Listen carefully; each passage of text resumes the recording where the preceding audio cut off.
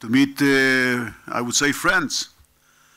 I just thought this morning about, I'm going to speak a little bit about the Middle East later on, and of course the essential word in our region is deterrence.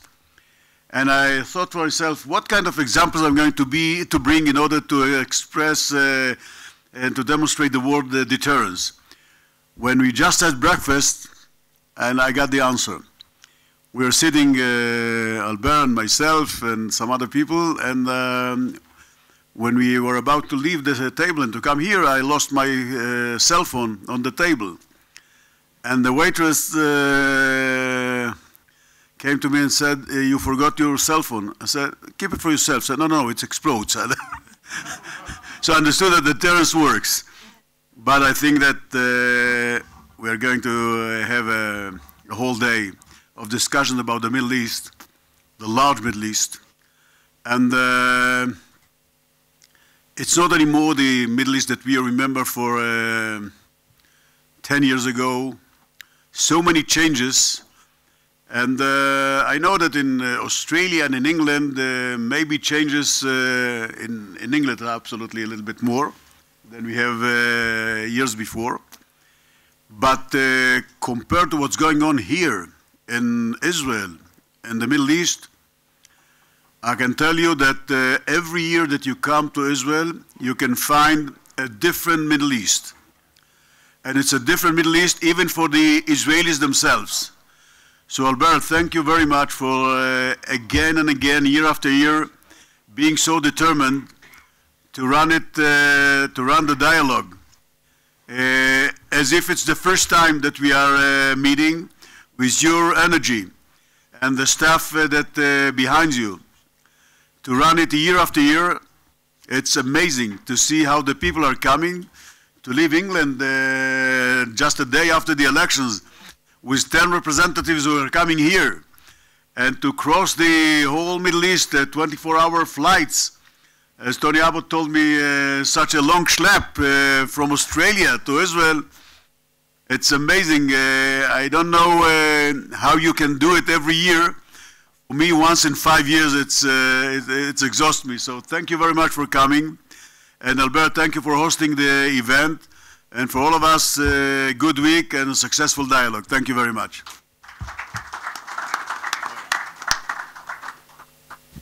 So, hello, thank you. Thank you, Avi. And I would like to invite Yuval Rotem to do the second welcome. Because you are our special. Yuval Rotem.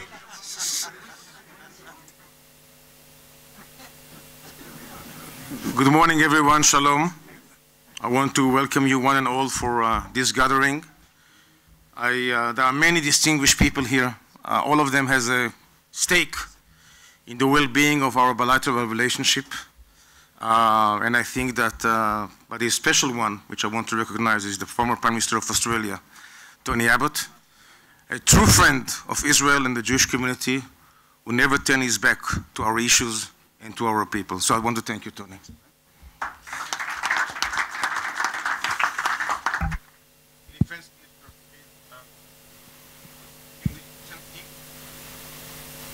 It's the 10th year. 11th year. 11 years since 2009? Yes, and in 2009 we did 2 dialogues, so you can count. I can count, yeah. Believe me, we count a lot of cycle of election too here, don't worry. A great friend to the dialogue, Bougie Herzog. Bougie. Okay, good morning everybody. It's an honor to be here. So now I've been following this Institute and this gathering for years and years. I don't think I missed anyone, perhaps one. And now I'm in the capacity as chairman of the executive of the Jewish Agency, which is the largest Jewish organization in the world. The organization that 90 years ago was established by the way, the international community and the Zionist organizations to bring about the creation of the nation state of the Jewish people.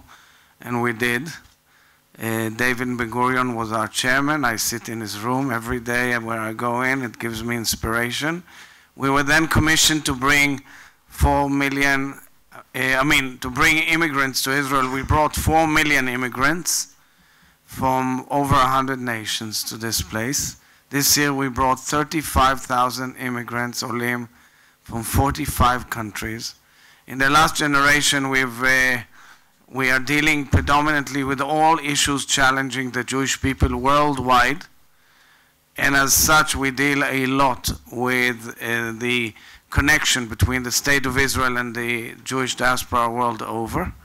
And in this year, predominantly, especially since I took office and in light of the circumstances, we are dealing with the fight against anti-Semitism in the world arena and with a multi-layered approach to this major issue. Last night, we heard about the desecration of another synagogue, this time in Beverly Hills. It's called the Nessa. Nessa means Netzach, basically, Netzach Israel. It's a synagogue of the Iranian Jewry community in Los Angeles. We are seeing a major rise in anti-Semitism world over. This is just another example. And I can tell you as one who monitors the situation, because we are in some sort of manner like the government of the Jewish people and under our governance, and we enjoy a special status by law and covenant in Israel, that we cannot be ostriches. We cannot put our heads away or shy away. We are in an era where hate and fear are dominant forces in world politics and local politics. It's no secret for you. I'm sitting near one of the real heroes who has been combating this in the last few years. And John is a great friend. I also welcome all our friends here, especially you, Prime Minister, as was justifiably said by my friend Yuval Rotem. And of course, that Albert, thank you again that of your insistence to lead this wonderful dialogue. So the situation is that we see a rise in extreme right-wing fascist white supremacist elements, and we see a rise in left-wing anti-Israel haters and bashers supporting boycott, divestment, and sanctions against Israel. These two pillars, and you know exactly about politics, many of you, if you're not, I mean, the silent majority is in the center, but the noise is made predominantly from the both polars, and that impacts especially young generation. So we at the Jewish Agency, together with many organizations who are dealing with it, with NGOs, multinational organizations, and of course governments, and I know that the Attorney General, Minister of Justice of Australia is with us, and I can tell you that the issue starts first and foremost, I say, with protection, protecting oneself. That means we have tools to assist communities all over the world to beef up their security, but that also requires contact with local police and authorities. Give you an example. Last Yom Kippur, which is the holiest day of the Jewish people, there was a synagogue gathering in Halle, Germany, a new community emerging out of refugees from former Soviet Union. A white supremacist goes in with weapons into the synagogue. He broadcasts live, kill all the Jews, the Holocaust never occurred. And because of the equipment we've installed through our assistance fund, meaning doors and locks and cameras, he couldn't break in. And it saved the lives of 100 human beings who were just there to be slaughtered. So first and foremost is security. The second has to do with adjudication, legislation, law enforcement, and lawsuits. This is a major tool which I think the international community and governments need to employ in fighting hate of all kinds and anti-Semitism. And thirdly, which of course should have been the first one, is education. Education, we have a challenge in light of the fact that the Holocaust is kind of getting farther and farther from us, that the lessons of the Holocaust are not learned anymore.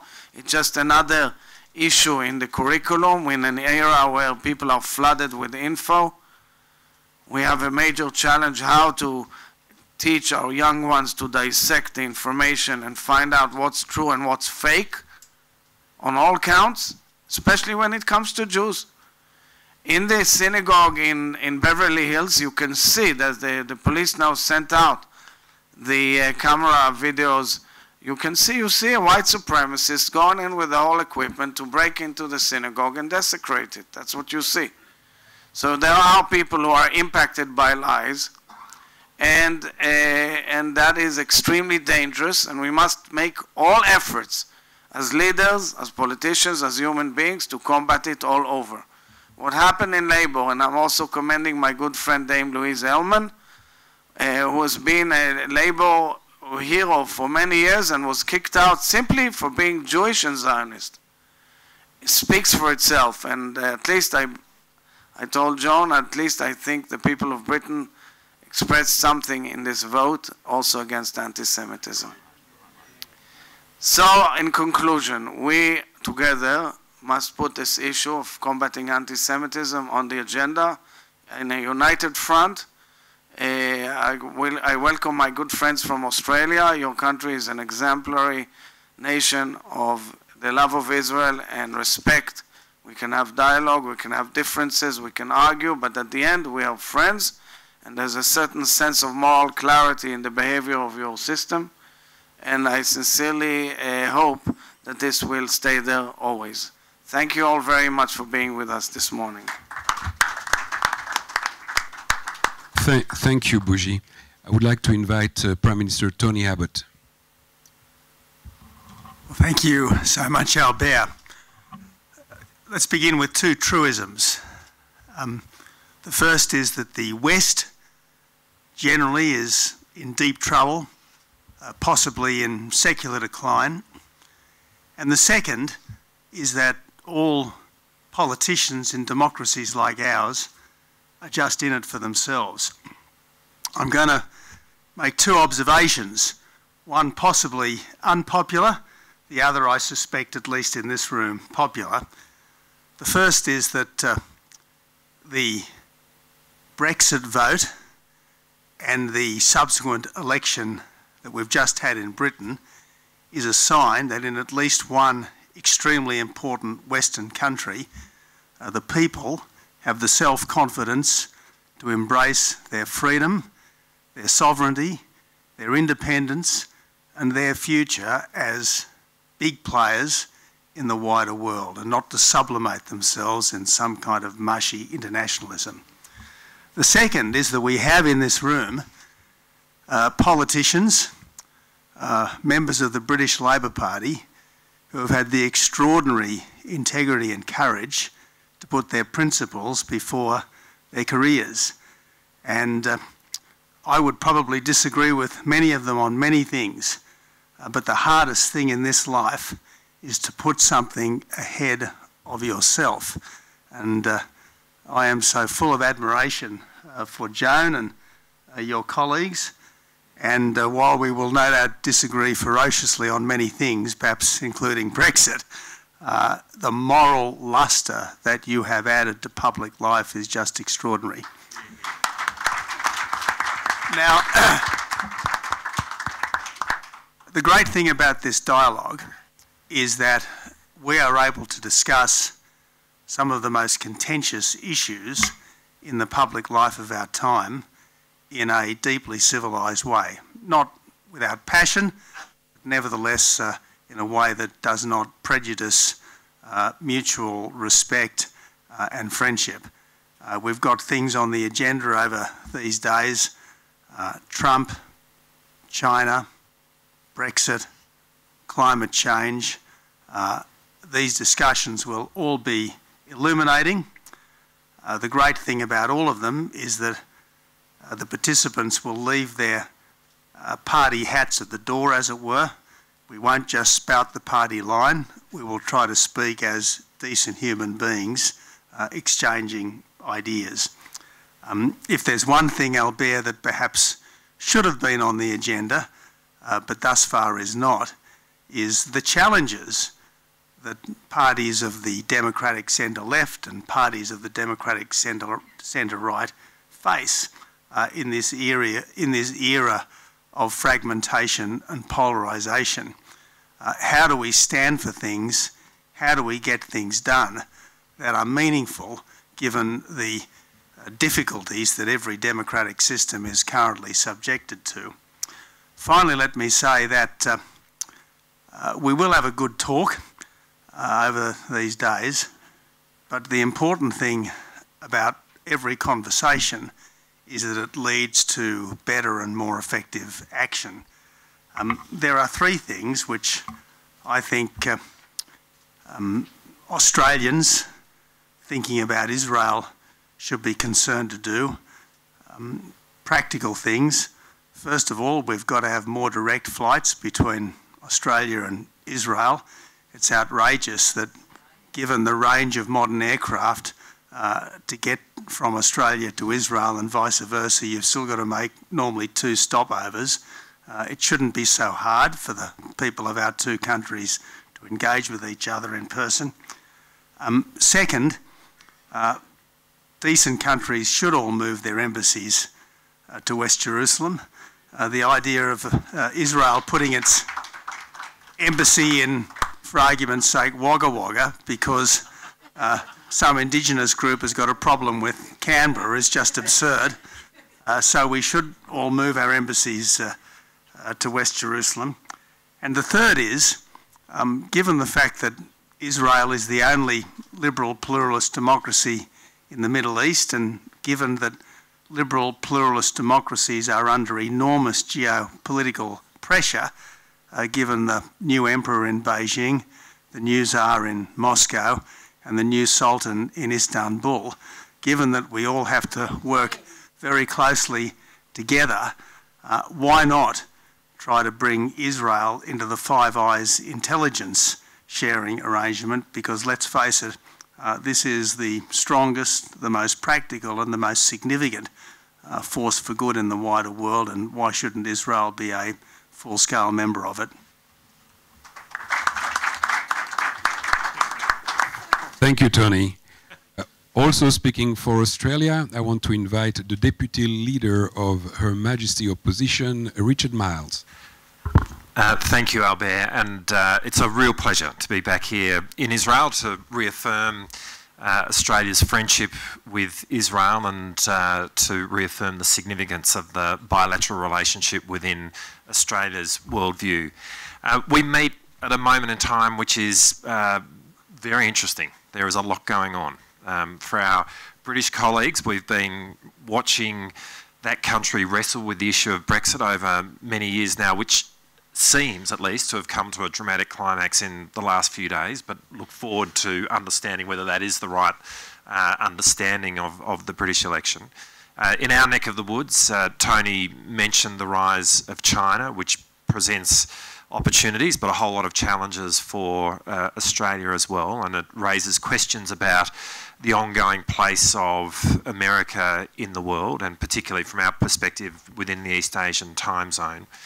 Here in Israel, we've been watching, I don't know how to describe the last 12 months, and I'm not sure the Israelis know how to describe it either, but we look forward to hearing about it. But it certainly has been a very dramatic period of political drama in this country as you face your third election next March in the course of 12 months. And of course, from our own point of view in Australia, this is an election year. It was an election which was not the result that people expected. The Liberals and Nationals in the room, I don't know if there are any Nationals, but the Liberals who are here, understandably, will be walking around with a smile on their face.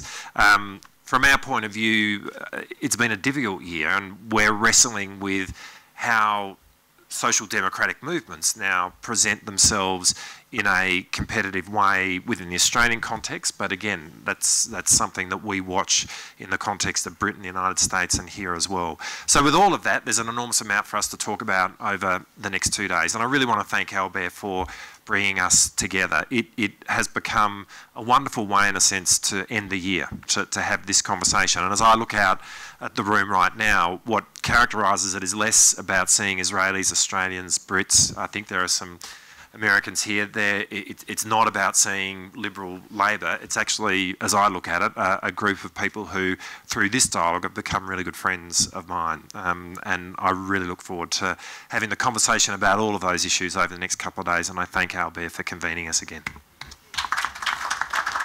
Thank you, Richard. On behalf of the Conservative Party of the UK, I would like to invite John Howell. Well, thank you very much, Albert, and it's a great pleasure to be here. I'm sorry we were late. We only arrived yesterday, but we had an important election to fight. An important election because it has decided the fate of the UK. It has decided it over Brexit, and hopefully it has brought to a conclusion a large element of the anti-Semitism that we have faced over the past few years. Although it is a shame that last night I caught a tweet from a prominent supporter of Jeremy Corbyn who said it was the Jews that lost the election for us. And I think that that is such a shame. But let me follow in paying tribute to Joan, with whom I have worked on numerous occasions, and it's a great pleasure to see her here. This is my second dialogue, but it is my 12th visit to Israel. And I've been very pleased to be here on all of those occasions. Now, I mentioned that anti-Semitism played a large part in this election, and I'm sure that that is absolutely true. But what we have seen is just the tip of the iceberg. The UK is just the tip of the iceberg. And we seem to look at Europe as if it was just the European Union, where anti-Semitism is bad enough. The number of local councils in Spain, for example, that have been supporting the BDS movement is phenomenal. But Europe is much bigger than the European Union. And there is an organization called the Council of Europe, which was set up in 1948-49, by, amongst others, by Winston Churchill. And it includes Russia, it includes 47 member countries, as opposed to the 27 that are mentioned in the EU. And when I went with them last summer to Portugal, a place that is not characterized by a lot of anti-Semitism. I went out to, I spoke in the Portuguese Parliament, and I went out in the evening to sit in a little restaurant and have something to eat. And I eventually saw a lot of people, smartly dressed, going into a building at the side of me. So I asked the restaurateur, where were they going? He said, oh, they're going to a synagogue. And the amazing thing about that was the security that they had to go through, the number of armed guards that they had to face to get into that synagogue. And I thought, what a world have we created, where in a country where anti-Semitism does not play a major role, that the Jewish community feels so unsafe that they have to spend so much money in basic protections that the rest of us take for granted. Now, the Council of Europe is important because it has both the Palestinians and the Israelis as associate members, but not once has it tried to intervene to bring them closer together. And Israel itself does itself no favors there. It sends along one person, one member of the Knesset to speak there, whereas the Palestinians send along 4 or 5 people who get up and speak every time. And I am absolutely convinced that I should continue to play the role that I've been playing in speaking out for Israel at that council, because that is the way that we deal with anti-Semitism, and that is the way that we have to fight, not just for the UK, but for the whole of Europe, if we are going to make sure that we defeat anti-Semitism once and for all. Thank you. Thank you, John. And I would like to welcome our own hero, John Ryan, to address us. Thank you. Thank you, Albert, on behalf of myself and my colleagues. We are delighted to be here once again, and we want to thank you for your generosity in organising and hosting this event. On Thursday morning, as the election was happening and queues were forming round the block and nobody quite knew how these queues were voting, I phoned my colleague Ian Austin and he said to me, you know, if this goes wrong today, you and I could find ourselves in a gulag within a few weeks' time. And then at 4 o'clock on the morning, Friday morning, as it was pretty clear what was happening, another colleague phoned me from the Labour Party who would be of like mind. And he said, what do you think? I said, I think I need to get some sleep. I've got to be at the airport at 6 o'clock. He said, where are you going? I said, I'm flying to Israel. He said, God, did you set that up just in case?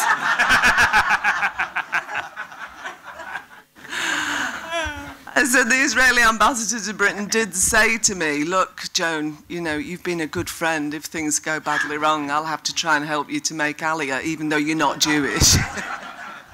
It's under the domain of the Jewish Agency, and we already approve you.